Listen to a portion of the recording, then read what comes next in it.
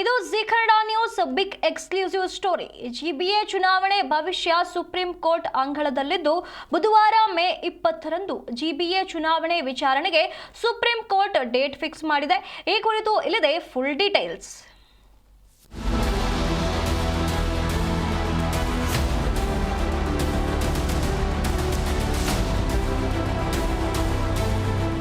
ಹೌದು, ಈಗಾಗಲೇ ರಾಜ್ಯ ಸರ್ಕಾರ ಹಾಗೂ ಚುನಾವಣಾ ಆಯೋಗ ಸುಪ್ರೀಂ ಕೋರ್ಟ್ ಮುಂದೆ ಅಫಿಡವಿಟ್ ಸಲ್ಲಿಕೆ ಮಾಡಿದೆ.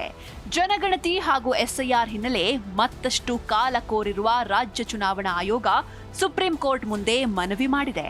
ಜಿಬಿಎ ಚುನಾವಣೆ ನಡೆಸಲು ಸಿಬ್ಬಂದಿ ಕೊರತೆ ಕುರಿತು ಕೋರ್ಟ್ಗೆ ಮನದಟ್ಟು ಮಾಡಿಕೊಡಲಿರುವ ಚುನಾವಣಾ ಆಯೋಗ ಕಾಲಾವಕಾಶ ಸಿಗುವ ನಿರೀಕ್ಷೆಯಲ್ಲಿದೆ.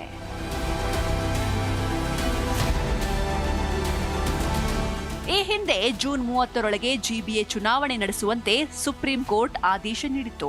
ಆದರೆ ಹಾಲಿ ಪರಿಸ್ಥಿತಿ ಕುರಿತು ಸುಪ್ರೀಂ ಕೋರ್ಟ್ಗೆ ಅಫಿಡವಿಟ್ ಸಲ್ಲಿಸಿರುವ ರಾಜ್ಯ ಚುನಾವಣಾ ಆಯೋಗ ಚುನಾವಣೆ ಜೂನ್ 30ರೊಳಗೆ ನಡೆಸಲು ಯಾಕೆ ಸಾಧ್ಯವಿಲ್ಲ ಅನ್ನೋದನ್ನ ಮನದಟ್ಟು ಮಾಡಲಿದೆ.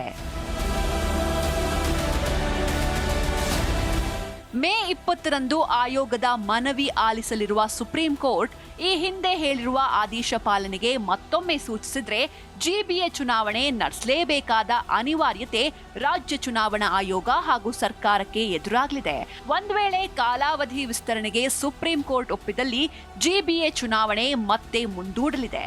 ಇದರಿಂದ ಜಿಬಿಎ ಚುನಾವಣೆ ನಿರೀಕ್ಷೆಯಲ್ಲಿರುವ ಜನರಿಗೆ ಹಾಗೂ ಜಿಬಿಎ ಚುನಾವಣೆ ಆಕಾಂಕ್ಷಿಗಳಿಗೆ ನಿರಾಸೆಯಾಗಲಿದೆ. Prasanna Devanur, metro bureau, Zee Kannada news.